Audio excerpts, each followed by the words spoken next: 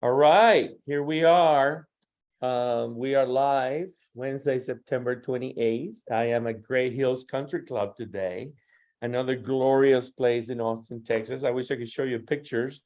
Dr. Butler's favorite hangout, who is at his house right now playing guitar, but hopefully he'll come and join us later. We have a great guest today, but before we get started, let me have John Sibley Butler play some music. In the morning chill, when the village is quiet and still, I took a walk through the fallen leaves to the fisheries, where my old friend Aliachi had coffee for me.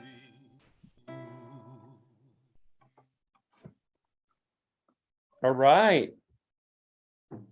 All right. Thank you. Thank you. John Butler, how are you doing today, sir? I'm doing absolutely fine, looking at all of the interesting problems that we have to find solutions to, and we'll find solutions to them.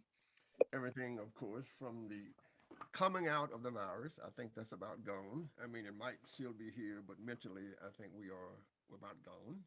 Then, of course, we have possible recession. Then we have the raise in percentages in interest rates, which is good for me and you, but bad for Yeah. banks. And then, of course, we have the whole idea of the digital transformation of everything and where we need to be by 2030. Can we do all of this with the output that we have? Do we need different sources of fuel? So it's very, very interesting. And then you have what's happening in Russia and the winners that Europe might have, because Great Britain might have because of Russia. Mm-hmm. Of course, Putin made a great deal with the Chinese right when the West sort of turned on him. There's a lot to consider. It's a lot to consider with the technologies that can solve the world. But overall, it's a good day. Okay. Okay. Well, great to see you. We have today Linda Gasparelli, Llewellyn King's better half. Linda, how are you? I'm great. Thank you, Andres. I'm also known as the Queen. And so the king is in his counting house today, counting out the money. There's actually not that much there. And the Queen is in the parlor talking to you. And I'm very happy to be here. Well, we are delighted to have you. As I said to Micah and John, we are so lucky to have you today. So and then we have our special guest today, Micah Grau. Micah, how are you? You're muted. I'm doing very great. Thank you for having me on today. Absolutely. Thanks for being here. And we're looking forward to talking to you and learning more about what you're up to in Buda and all those things. Now, before I get started, I want to, give everybody a chance to know more about you. So, for those that got the email flyer earlier today or yesterday, Micah Grau is currently the city manager of Buda, just a suburb of Austin, Texas, just barely south of Austin. And he'll be with us for an hour or so. And prior to being the city manager in his current role, which is a well-deserved congratulations on being promoted, he was the interim city manager for a period of time on the transition. And then before that, he was the deputy city manager of Buda. So he's been there for a while. Before that, he was at Hutto, which is a happening place. I believe Hutto landed the Samsung deal. So he was their interim city manager, and before that, deputy city manager as well. And he was also the director of finance for a period of time, and also a budget analyst. And he actually started his city service career as a city manager's intern, the city of Kerrville. I suspect that's where home was. Micah, you a Kerrville person? I'm not. I actually grew up in Taylor, so just to the east of Hutto. Got it. And Micah has a BA in political science from Texas A&M, so he's an Aggie, and he has a master's in public administration from Texas State University, so he's a Bobcat. And he also has a certificate in public executive management from the LBJ School of Public Affairs. at the University of Texas at Austin, which qualifies him to be a Longhorn. No, no. So Micah, welcome to the program. Thank you. Again, it's great to be here. Absolutely, absolutely. So Micah, we always, we look at the economy, how things are doing. You are sitting in one of the fastest growing cities in the corridor, perhaps in Texas, perhaps in the United States. 2022 is a very interesting year, lots of, inflation, this and that, war. Curious your two comments to make to start out with. Any impacts in COVID? You were there all those years running things as a deputy or interim. Is COVID being a significant derail, or has it helped in any way outside from the personal human loss, which is significant? And I've lost some aunts and uncles and folks like that in the early stages, which is, one is too many losses. But is COVID sort of helped transform things in a different way, how you do city management? And then what's your outlook for 2022? It seems to be like an interesting, difficult year. So tell us a little bit of what's your outlook? COVID was very interesting, and many cities had never seen anything like that. I mean, none of us here were here during the last pandemic, the Spanish flu pandemic, and the way we operate as a society is much different. It was interesting economically because while unemployment rose significantly and steeply with places shutting down, our local businesses, our restaurants were hit very hard early on, but then they quickly adapted. They all quickly adapted to the curbside model. That great community spirit helped keep those businesses going. And Buda and a lot of other cities helped small businesses out. We actually gave close to $1 million between the City of Buda and the Buda Economic Development Corporation, money infused directly to our small businesses to help them adjust to the new model of operation. It also changed how we operate as a city. I mean, we wouldn't be having these video calls 3 years ago. Right. So we've all quickly adjusted and learned how to operate and caught up with what all the IT professionals were already doing behind the scenes. So now the work from home and remote work option are almost expected in some places of employment. It's something that we're looking at with the City of Buda as well. But first and foremost, we need to be present to serve our citizens. We keep that in mind.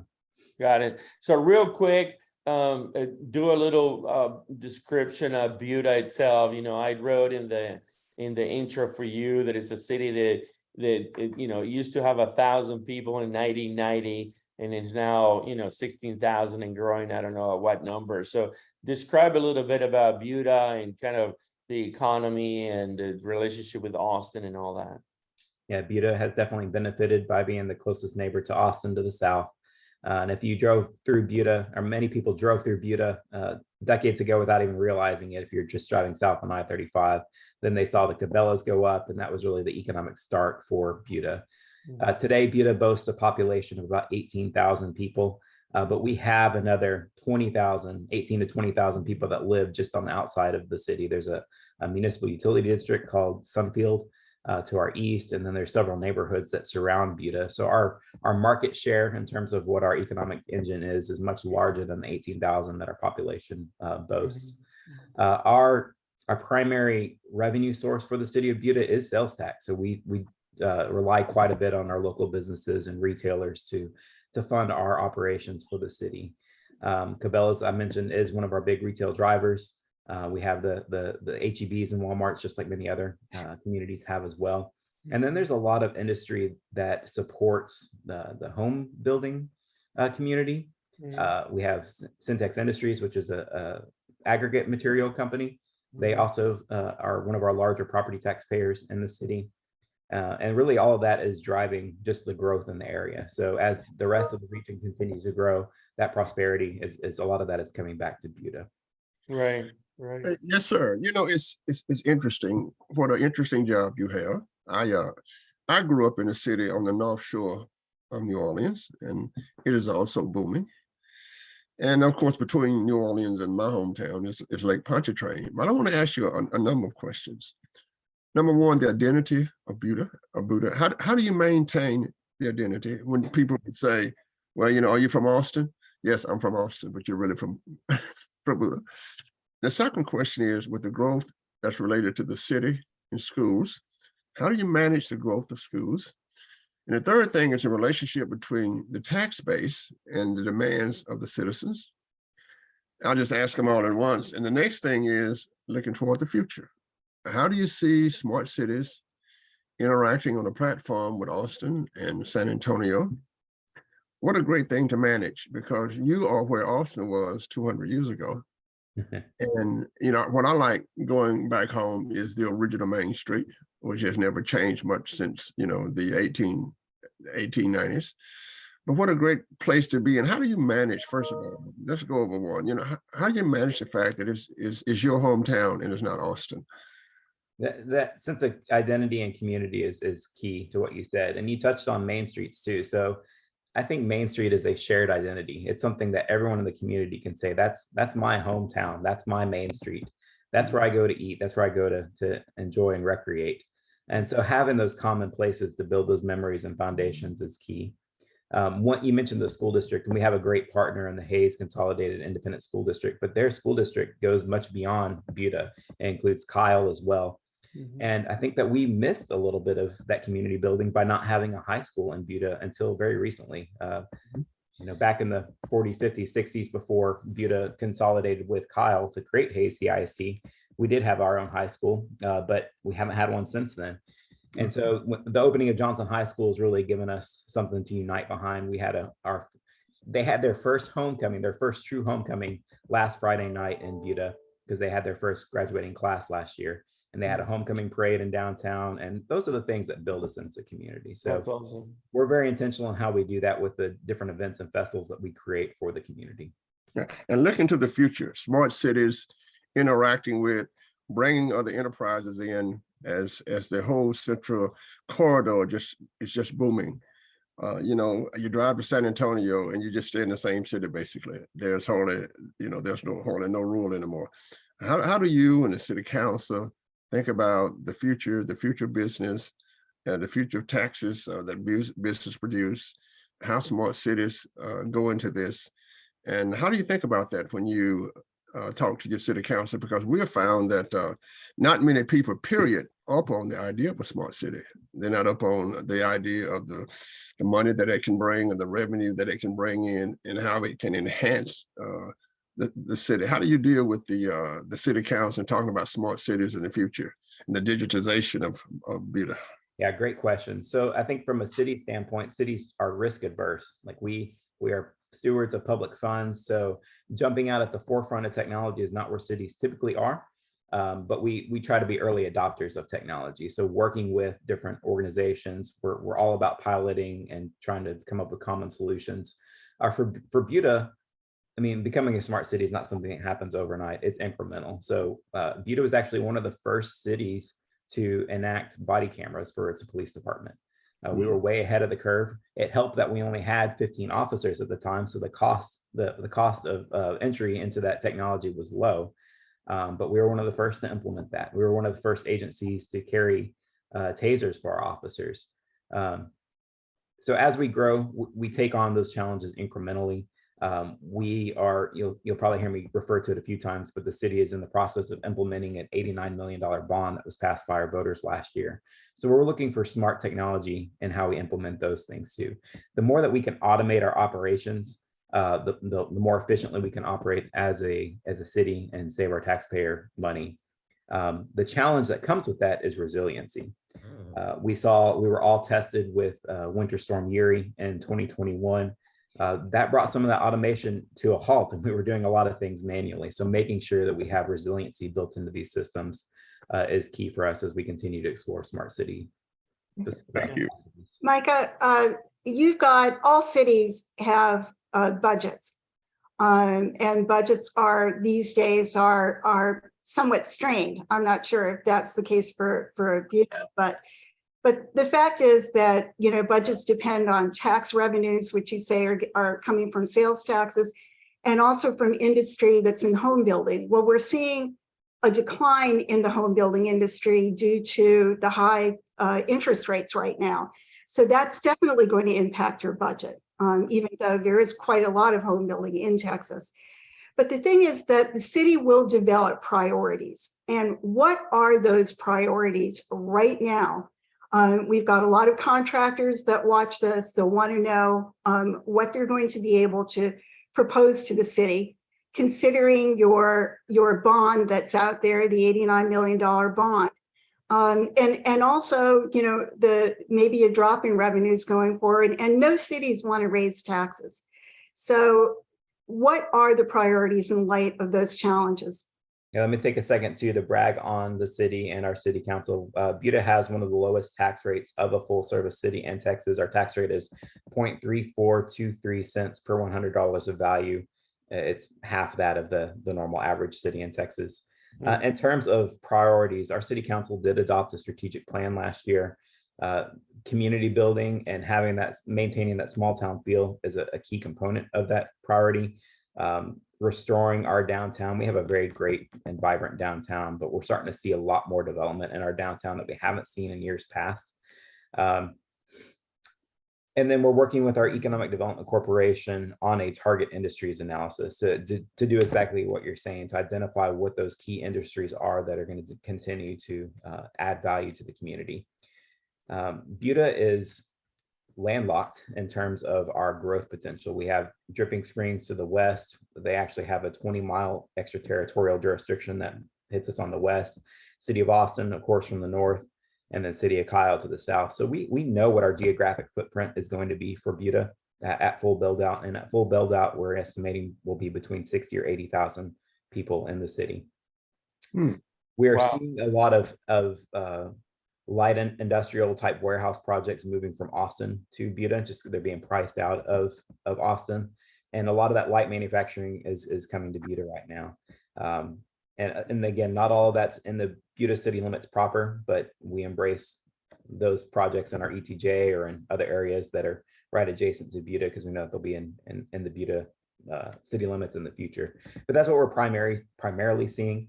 I don't know that we'll ever see a project like Samsung or Google campus or Apple campus, because those are 300, 400 acre projects, and we simply don't have the space for that in Buda. But we could partner regionally with our neighbors, with Kyle or Austin, and potentially bring some of those sites in the future. Yeah. Micah, real quick, when you look at the growth of the city, you know, everybody moving to Texas, the corridor, right? That's kind of happening because we're a friendly state to do business with and all those things. But also, what are your thoughts on the infrastructure bill, all this new funding? There's money for EV charging stations. There's money for broadband. What are your thoughts on some of those key initiatives? Are you guys taking proactive steps towards that? And, you guys participate in our Hayes Caldwell Vision 2025, and you have representatives in our broadband calls every month. But tell me, from your point of view perspective, leading the city, probably, God willing, the next 10 years or so, turning the city into, 3 times the size. What are your thoughts on leveraging the federal money, and how does that play into what you guys want to do? Well, we're seeing a greater influx of federal money than we've seen since the New Deal in the 1930s. I mean, we do hope that this money will trickle down to cities. For us, a lot of it is going to need to go towards infrastructure. Our transportation and mobility network is strained right now, and it's not because of our local traffic, but it's because of the regional traffic. Right. You mentioned broadband. Broadband is the key component for, I think, everything in the future, because it allows all these different technologies to talk. We were very happy and excited to see Texas start a broadband office last year. But we're closely monitoring that to see how the funds trickle down, because what we're hearing right now, what we're seeing right now, is that they're going to prioritize rural underserved communities, which is probably the right thing to do. But for Buda, we are constrained. We only have 1 or 2 service providers. People want different options. it's a utility that people need just as much as they need water, wastewater, and electricity now.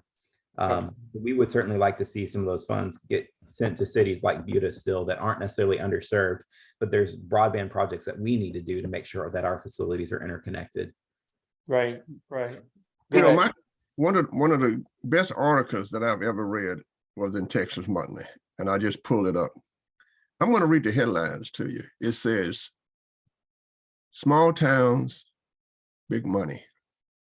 Across the state, small towns are fading away, but in a few places, rich people are spending big to revive them. And that comes with its own set of complication." It has Marfa there as an example. Oh, yeah. And of course, I know friends who have moved out of Austin, and, you know, like Gary Hoover maybe purchased a whole town down in South Austin. Do you see a revival of people coming from Austin to take over the old gorgeous homes that the merchants built in the 1800s? Not the new homes that are being built, but to take over the great homes that's off of the city square, getting involved in the arts, getting involved in revitalizing the city. Because Marfa, M-A-R-F-A, for our guests, is one of the small towns in Austin that's being revitalized. So historically, we've seen a movement from the rural to the city. Now in Texas, we're seeing the same migration, but it's based on wealth. So the wealthy are moving from Austin, Dallas, and Houston to those towns that once revitalized the state. So for example, we have our own place up right west of Waco, east of Waco, where people used to come, have a great hotel, much like Hot Springs in Arkansas. So my question, Mike, do you see any of that that's coming your way from cities, whether it's San Antonio, whether it's Austin, whether it's Dallas, seeking a place to live a much simpler pace of life? Subtly, yes. I mean, if you unscientifically poll the people of Buda, I would guess that probably 7 out of 10 have moved from someplace to Austin and then to Buda. That seems to be the normal migration, or they're coming from out of state and coming to Austin and then moving to Buda, because Buda, we offer a quieter pace of life. They don't want to be in the city. So we definitely are seeing that. In regards to your question about home sites and some of those, I wouldn't say mansions, but estates from yesteryear, we simply don't have that many of them, just because Buda was 500 residents for the first 200 years of its existence, and it's only recently changed dramatically. But there are pockets of wealth in Buda, especially property owners that have owned, hundreds of acres of land historically in Buda. We're now seeing them sell off pieces and develop that property, and that we do hope that will lead to reinvestment in the community. But time will tell. To address your question too about the artist scene, we definitely have a burgeoning artist scene in Buda. We work with an organization called Inspired Minds Art Center. They actually leased the old city hall from us through a partnership, and they're running art programs. They're bringing in artists from all over the world. They had a plein air art festival last weekend, and just great turnout, and some amazing artists that came from all over the state and really all over the country to participate in the event. So let me remind you that South by Southwest was done by some friends, just to have the merchants, some customers doing spring break. And now, wow, look at it now. It's interactive, it's everything. So I always say that when you study cities, you look at the artistic, look at the artists, and you watch how the artists really enhance the city. And then you watch how people come listen to the artists. Of course, I was born in New Orleans, and that's been happening for 200 years, right, in that city. So I think that's interesting, because people are really looking at how wealth is moving from the larger cities in terms of research thing. Thank you. Yep. I'd like to turn back to the city's spending priorities. And with the type of growth that you're going to be experiencing, this is going to put a lot of strain on your infrastructure. And I'd like you to tell us what your water situation is like, and also about transportation, about public transportation. I would imagine, do you have a plan to develop public transportation? Are you going to go, I think as the city of Kyle is doing, using Uber as their de facto public transportation system? Great questions, and we're really looking at all options on the table at this time. I mentioned our bond program, so $73 million of that $89 million bond package is for mobility projects. So it's building new roadways, it's taking old county roadways and updating them to urban sections to meet the volume needs that are present in the city today. So that's the biggest piece of our investment moving forward is in our infrastructure and in our transportation systems. In terms of public transportation, we have been actively studying and working with the capital area, Cap Metro, to look at service needs and possibly doing a park and ride. But COVID has also changed a lot in terms of our commute needs, where most people were driving into Austin every day to work. A lot of those people are working from home now, and they're only going to the office a couple of times per week. And another interesting thing about Buda is the population that predominantly works in Buda is different than the population that lives in Buda. So the people that live in Buda are more white collar jobs. They're going to work in Austin for the state government or tech industries. But we have a lot of blue collar jobs that people come in during the day and run those retail operations and those service industries and light warehouse jobs that we have. But we are working with Cap Metro. We're also exploring a rideshare program similar to Kyle. For our senior citizens, we have what's called the Star Bus, which is seniors taking a ride. And it's a bus service. It's an on-demand bus service where they can request rides to the store, to the doctor visits. So we're trying to meet the needs of our citizens just on all fronts. But that will be a challenge for us moving forward. To talk about your water question, Right. we have multiple water service providers in the city of Buda, so we don't actually service the entire city, but we are part of the Alliance Regional Water Authority that is looking at bringing water from the Carrizo Wilcox Aquifer here to the I-35 corridor. We also have wells to the Barton Springs Edwards Aquifer Conservation District. We also get some surface water from Guadalupe Blanco River Authority. What we're trying to do, though, is be more efficient in how we use that water, of course. So we're promoting conservation efforts. We're also in the process of completing an aquifer storage and recovery well. And these are not new concepts, but we're one of the first ones in the area to do this. And we're taking water, injecting it through the Barton Springs Edwards Aquifer Formation into the Trinity Aquifer. And so during winter time or during times when we have plenty of rainfall, we're taking our allocated amounts of water, injecting it so that we can recall it in the future to help expand our water supply. Got it. It's very interesting. Do you know, Micah, do you know if you guys are getting a TX EV charging station in Buda? I sure hope so. Right now, we are installing one that we have gotten through a TCQ CapCog grant. That's going to be installed, and it is installed in our downtown right now. We're going through the commissioning process on it, but it will be our first electric vehicle charging station in Buda. Okay. Yeah, if you've never been to Buda, there's a lot of things that are going on there. I stop by from time to time, and I love the food trucks. And there are some food trucks that have some amazing food. It's incredible. Well, speaking of food trucks, let's move from there, because that's the most basic form of entrepreneurship. What I want to ask you is this: do you have an innovation center? Are you thinking about doing startups?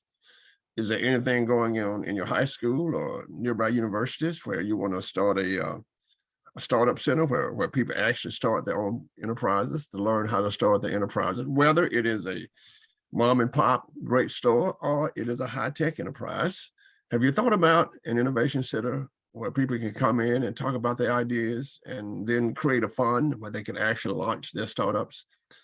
Yeah, is great. that on your agenda? Is that on your agenda yet? It is. It's very much part of our future plan. So right now, Hayes CISD does have a lot of great programs for our youth to go directly into industry. They told me recently that they have a student that is going to come out of high school with their realtor license, and they're starting a commercial realty department too. We also have a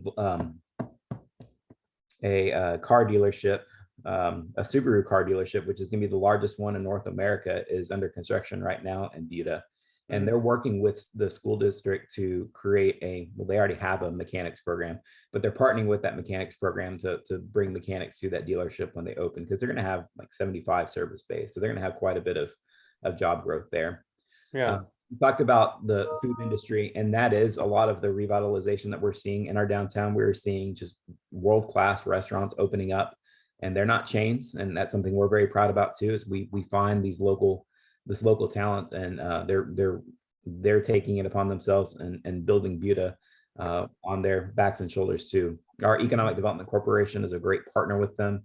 They're helping get them infusing some cash into their models early on to help them get to the opening gate and be successful. We're also working with our EDC. If you've been to Buda, you'll see that one side of Main Street is developed, the other side is not developed. There's a little thin strip between the railroad and Main Street. We're working with the EDC and exploring the possibility of building some buildings there. And those certainly could be an incubator space for the EDC to run, a place where businesses could come in for a year, test out their products, see if the market will accept it, and then hopefully move them into something more permanent. We've also talked to the school district about potential sites and doing more to create incubator space in our within our city. Yeah, that's a good southern town. It probably developed with the railroad. As the railroad came through and stopped, they built the merchant stores on the other side of the railroad. And now, of course, and you really see that pattern in Georgia. But there's lots of funding for innovation and entrepreneurship, tons of it, right?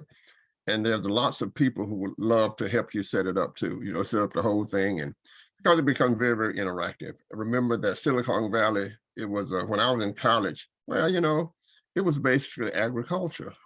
And now, of course, it is Silicon Valley, composed of 5 or 6 cities. When I moved to Austin, Texas, there was hardly nothing to do but work for the university. And I was a professor at UT, I work in state government, right? And now look at it now. So I think that, again, as a city manager, if you look at it as a corridor, Right. not Buda as a corridor, but your mode of entry, your analysis, unit of analysis is, okay, how do what we do interact with Austin, San Antonio, Seguin? It can go that far because all of the cities, as you know, will sit on a platform now.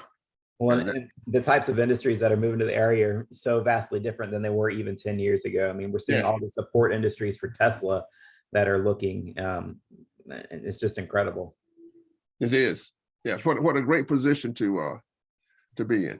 Oh, I'm very fortunate to be where I am. Mike, one of the things that attracts people to cities, and especially these satellite cities of big cities like Austin, is open spaces. Sort of green acres is the place to be. What are your plans in your city budget for parks and recreation? And how can you make them smart?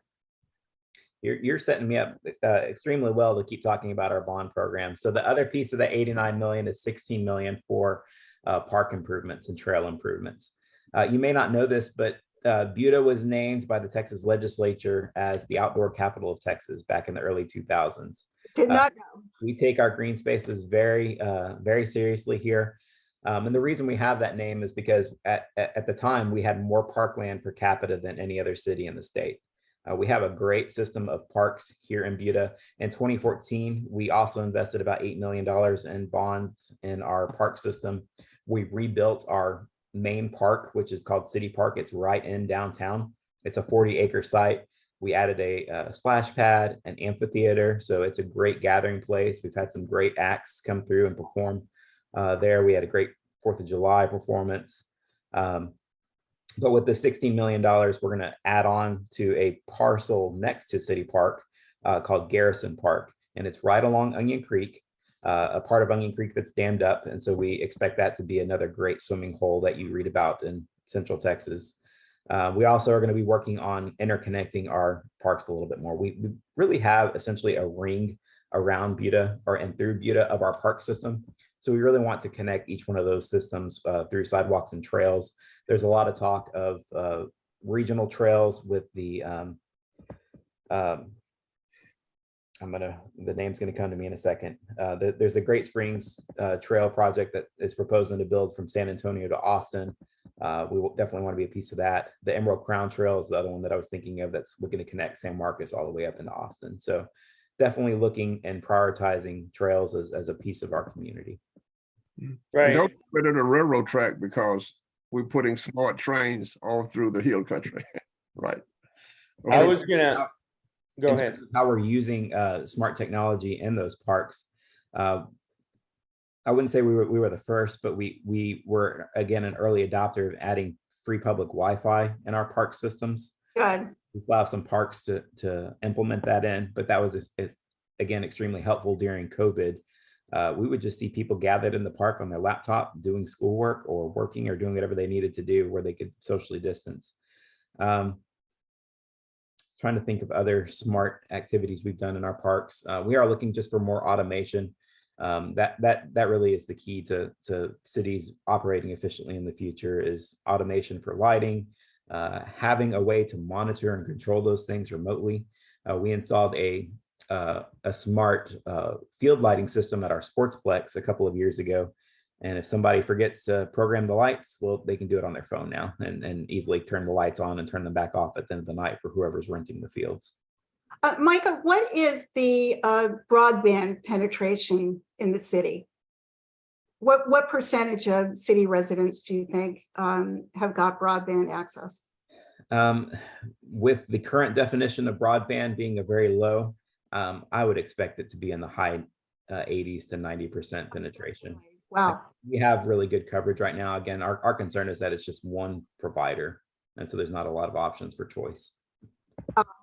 Attention contractors. Yeah. Do you meet at all with other city managers around the country, and what have you learned from them if you do such meetings? I do. So I'm part of an organization called the Texas City Management Association. I'm actually on the state board for that as the Region 7 representative, which is the Central Texas area. We have an annual conference. We have region meetings about every other month, depending on what region of the state you're in. But I'm also networking regularly with our companion cities in the area to see what issues are facing them, what we can do regionally. I mean, Kyle really innovated in how they did the rideshare program with Uber, and now Pflugerville signed on to it. We're exploring it. So that's a great thing about cities is there's no intellectual property. Everyone really just shares the best practices, and we're all supporting and boosting each other up along the way. That's great. Yeah, and I think if you look around America at what's happening, and as I said, I'm a small town guy, 3,000 people where I grew up, great high schools, great interaction, over the years. When we look at America, people have always, tried to do well in cities and then move to smaller cities. That happened as Mrs. King could tell you. It happened in the Northeast long time ago. Did. So you live there in New York, but everybody has to have a home in Vermont or outside of the city.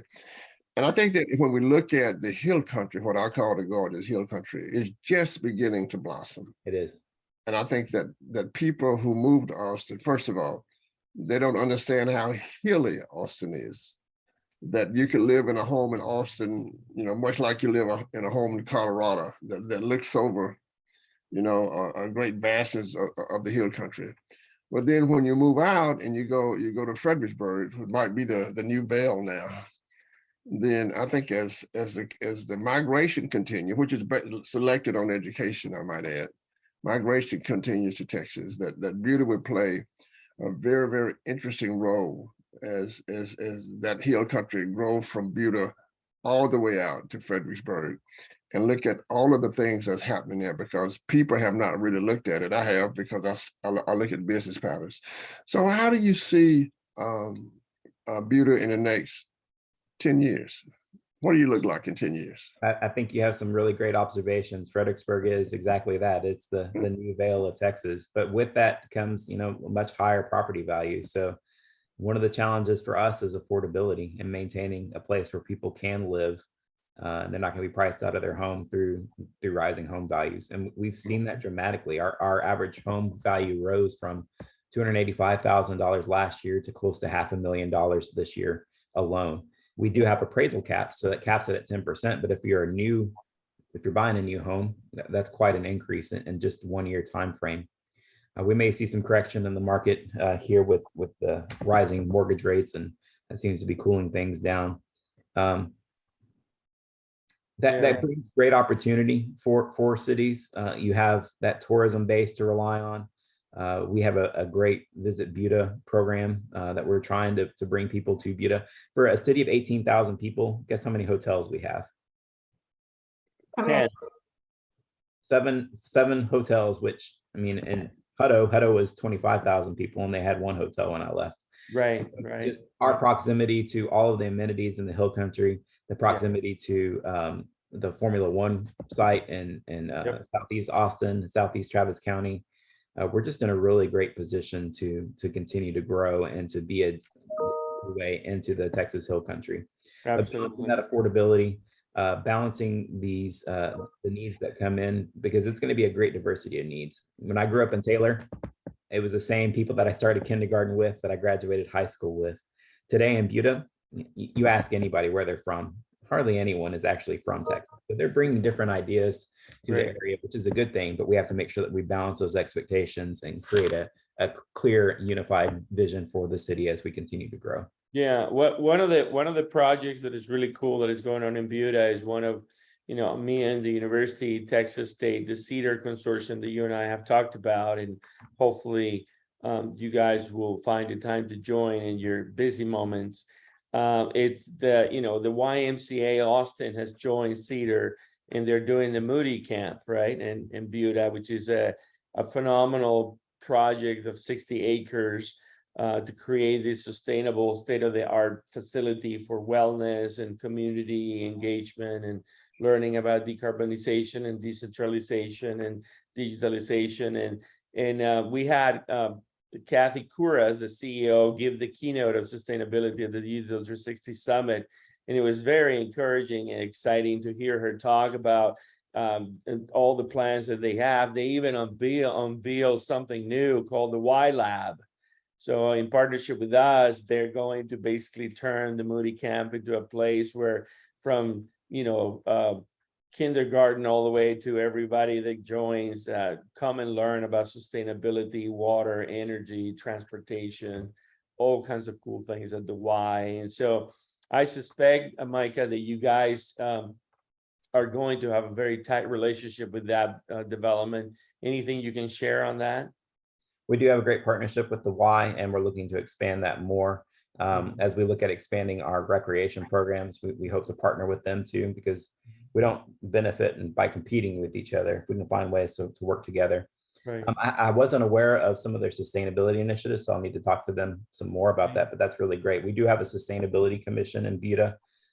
Somebody that works for Camp Moody was on the commission. He recently resigned from that position, but we'll need to look at partnering with them moving forward.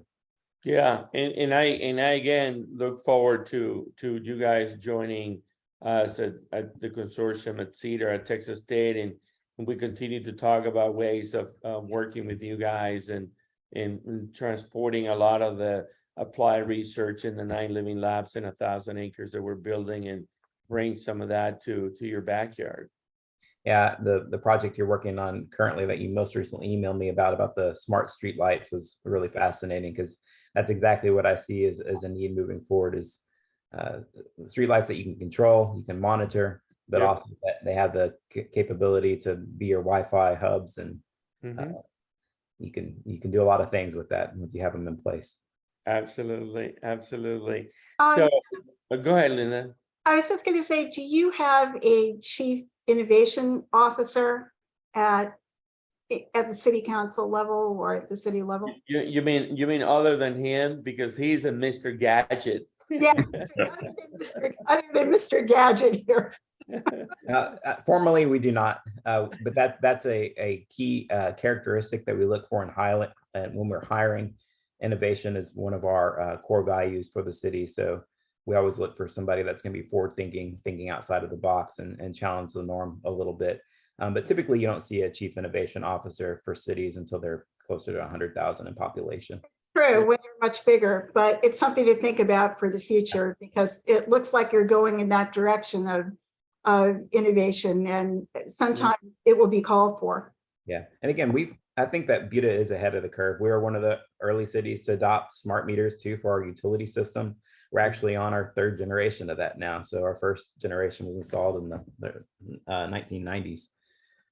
So it's helpful to be small. The cost of entry is not as high as some of the larger cities when you're talking about thousands instead of millions to implement a new technology. Can I also ask about your confidence in the utility structure going forward? What kind of relationship do you have with the utilities? And clearly you're experiencing a big growth spurt, and we'll have a lot more growth in the next 10 years. So Yeah. What's your forecast for? We have a really sound and great water and wastewater system. We just recently completed a $25 million expansion of our wastewater treatment plant. It expanded our capacity from 1.5 million to 3.5 million gallons. Wow. That's expected to take us through 2040, if not beyond, in terms of our service needs. We also have a partnership with GBRA because they own a wastewater treatment plant over on the east side of town that's servicing some other neighborhoods. They're expanding that, and we have a formal agreement where we can divert some flow over to that lift station or to that wastewater treatment plant to service our needs.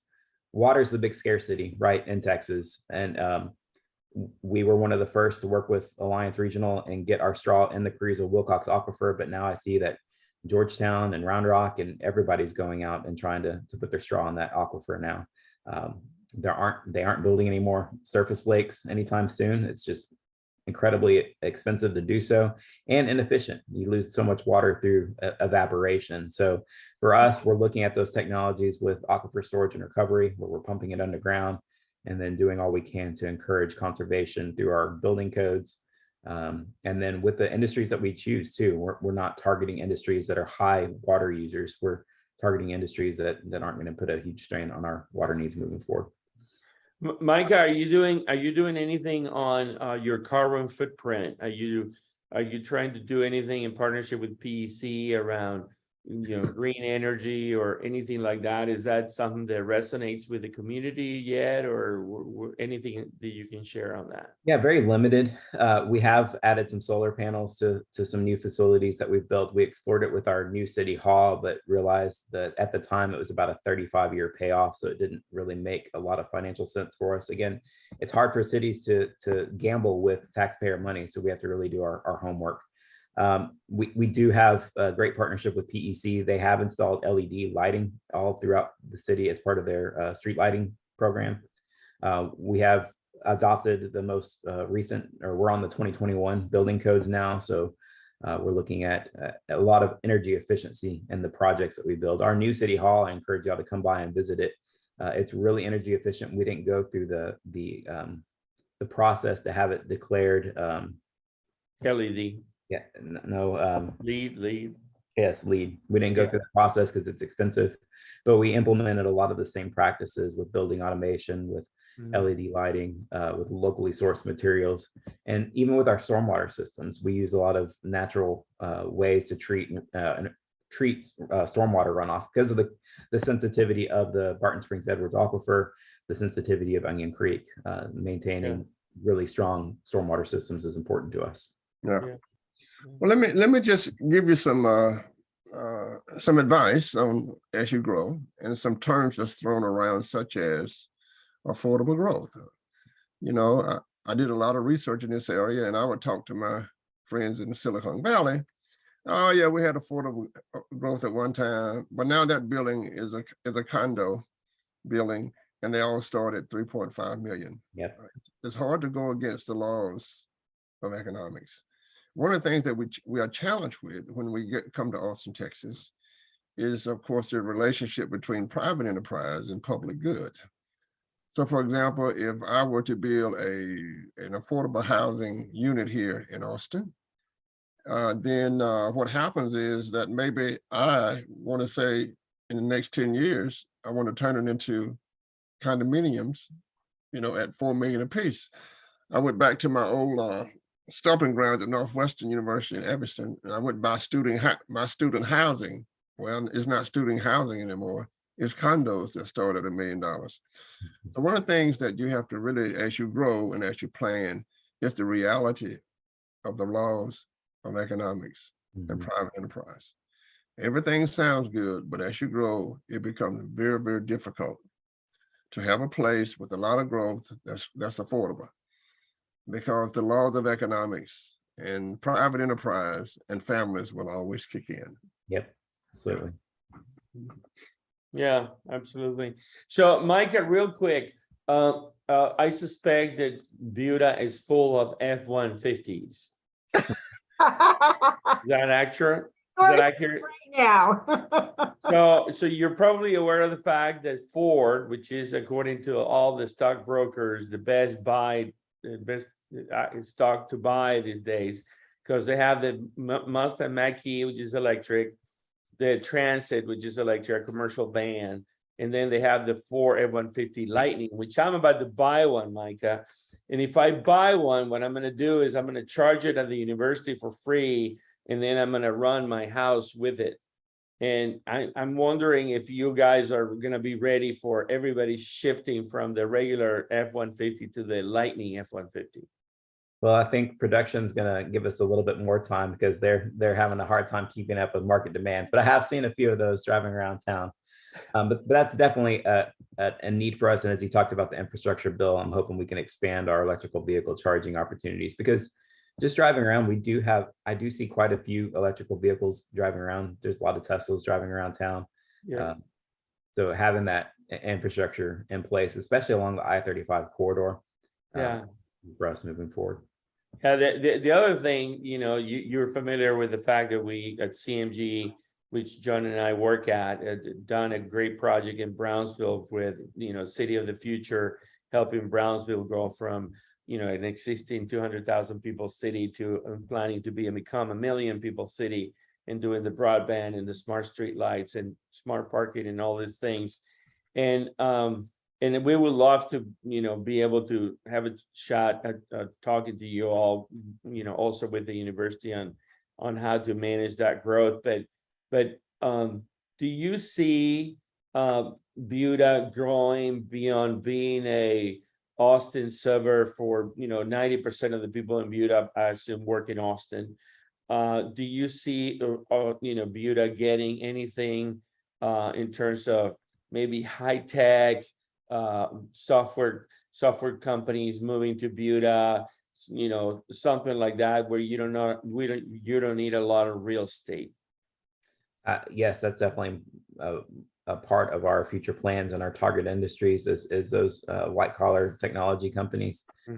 We're already starting to see some of that. I mean, even one of our council members owns a company in Buda, and they work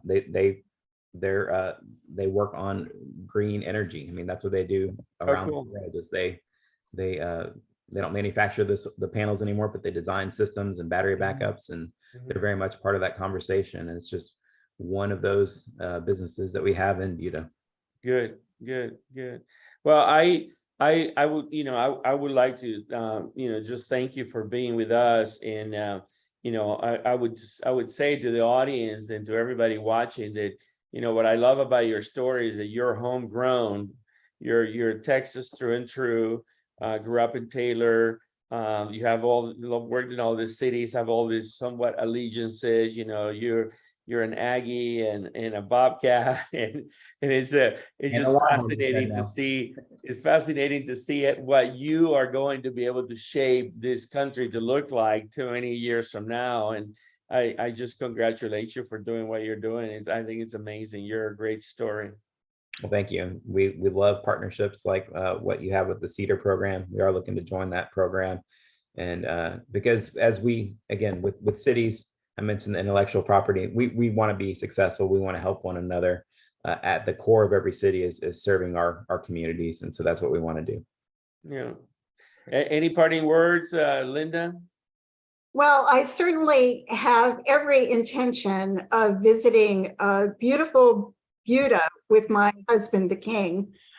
I'm sure he will grant us dispensation to travel there very soon.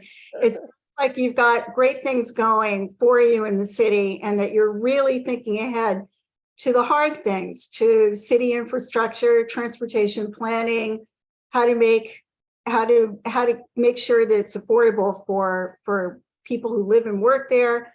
You know, all sorts of things are making it a smart city in the future. It sounds to me like you're for that, and I congratulate you on that. Thank you. Look forward to your Great. visit. It's great to see a Taylor duck do well. I went up to Taylor Ducks. My son played on that 95 Anderson team on the way to the state. We had to go up and play the Taylor Ducks. Mm. So it's good to see a great Taylor duck do well. And congratulations, and continue your vision. Thank you. Johnny, take us away.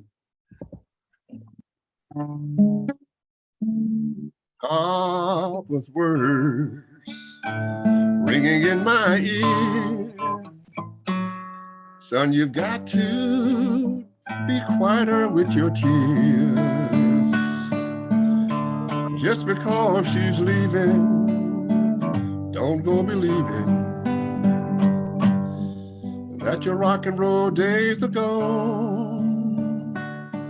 'Cause nothing lasts forever but F-Ford 1 Fords and a natural stone. And when those sad songs, slow hurting songs get you down, you won't last long. 'Cause nothing lasts forever but Ford F-50s and a natural stone. Well done. Well done. That's a Willie Nelson Ford song. That's right. That's right. Thank you guys. Thank Okay, you, that was great. Micah. Appreciate you guys very much. It's always a pleasure to hang out and have